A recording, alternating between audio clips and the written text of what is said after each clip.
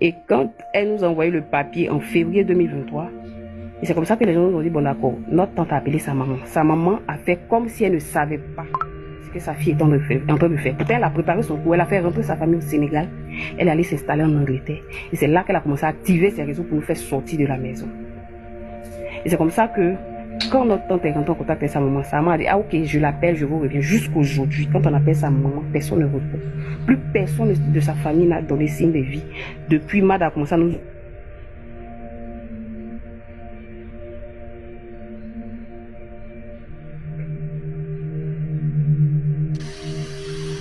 Aya.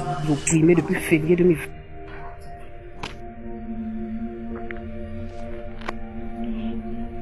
Allô?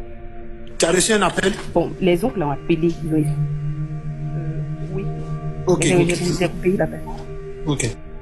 Les oncles l'ont appelé, ils ont essayé de rentrer en contact avec elle pour la remettre sur de bonnes voies. Elle a refusé toute médiation, elle a refusé toute négociation avec la famille. Elle est restée en Angleterre, elle a envoyé un cabinet d'avocats pour nous envoyer une sommation de quitter. Comme quoi, elle a vendu la maison de chèque à une certaine Ami Ouattara. Et c'est là que nous, on a commencé à rire parce que tu peux pas acheter une maison qui est habitée. On n'a jamais vu de personne venir visiter une maison et tu dis que tu as vendu une maison qui porte le nom de chèque. Et tu as fait établir un acte d'hérédité qui est déjà faux, sur la base d'un faux mariage, avec des ayants droit non complets. Et sur cette base-là, tu changes carrément le nom de chèque sur toutes ces maisons et tu commences à les vendre. Donc c'est comme ça que nous aussi on s'est adressé à un cabinet d'avocats. Le monsieur a pris la sommation d'équité et il a revendiqué. Quand il a envoyé, lui, sa riposte à son cabinet d'avocats, ils ont ramené encore un autre document. Et on est parti de document en document jusqu'à ce qu'en février 2024, on soit devant une audience au plateau. On s'est retrouvé devant l'audience. Chaque avocat venait présenter ses preuves. Notre avocat a demandé à ce qu'elle nous sorte l'acte d'hérédité. L'acte d'hérédité qui la rend propriétaire de tous les biens des chèques et celui de ses enfants. Ces avocats n'ont pas pu fournir l'acte d'hérédité qui nous sortent le certificat de vente. Ils n'ont pas sorti le certificat de vente. En temps, je vous signifie qu'elle était toujours en communication avec l'ami des chèques en question qui s'appelle Zoko.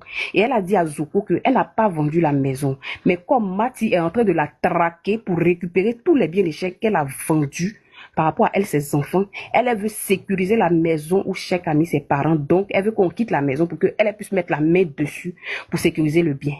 Non, mais tu peux pas te foutre de notre Mati, on la connaît très bien. Mati, on la connaît, on était à travers la grosse télé qui était chez nous. C'est Mati qui a accompagné Chèque à acheter la télé. Mati, on la connaît. Mati peut nous mettre dehors. Mais on lui a dit, ok, tu dis que c'est Mati qui veut nous mettre dehors. Laisse Mati va nous mettre dehors, on va voir. Laisse que ça se passe sans n'est pas une tante et tu vas faire un acte d'hérédité à Bassam. Tu reviens quand l'avocat a fini de demander les documents dont j'ai parlé. La 3e audience, ces avocats sont pas venus. La 4e audience, ces avocats sont pas venus. En avril, l'une de mes soeurs m'a appelé pour me dire, ah, j'ai un contact au tribunal qui m'a dit qu'il y a un document qui est passé. Il a vu un document passer comme quoi un PV d'expulsion.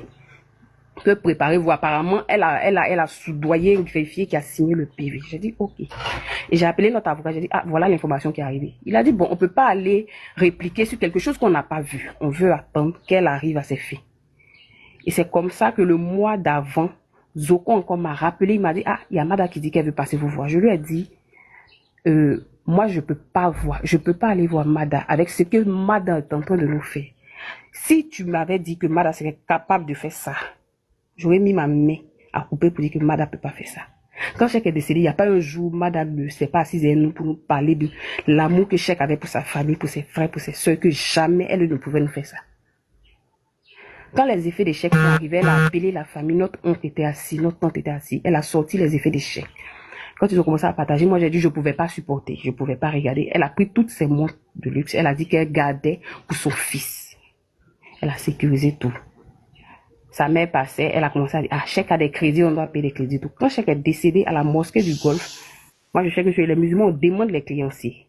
Les créanciers qui ont levé leur main là-bas, on n'a jamais entendu que Chèque a eu une hypothèque sur la maison dans laquelle il a mis sa famille.